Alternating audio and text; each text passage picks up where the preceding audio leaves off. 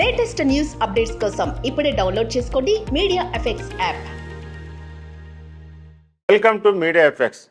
Kollywood star hero Kamal Haasan కు shock ఇచ్చారు director Lingusamy.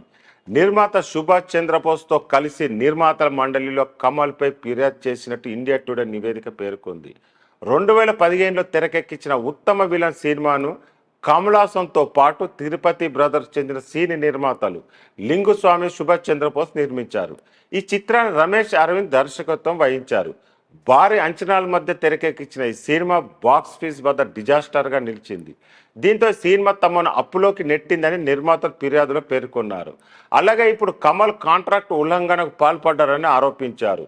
ఉత్తమ విలన్ సినిమా బాక్స్ ఆఫీస్ వద్ద ఆశించిన స్థాయిలో కలెక్షన్ రాకపోవడంతో నిర్మాణ సంస్థతో కలిసి 30 కోట్ల బడ్జెట్తో మరో సినిమాకు పనిచేస్తానని కమల్ ప్రామిస్ చేశాడని టూరింగ్ టాకీస్కు ఇచ్చిన ఇంటర్వ్యూలో లింగుస్వామి పేర్కొన్నారు.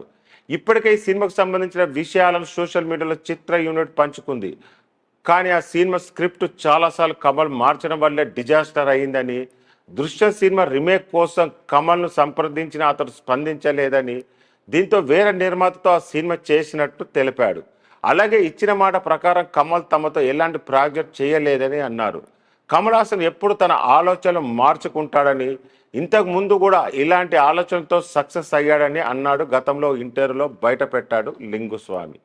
తాను ఉత్తమ విలన్ సినిమాకు దర్శకత్వం వహించి ఉంటే వేరేలా ఉండేదని, కానీ నిర్మాతగా మారినందువల్ల ఈ నష్టాలు భరించాల్సి వస్తుందన్నాడు లింగుస్వామి.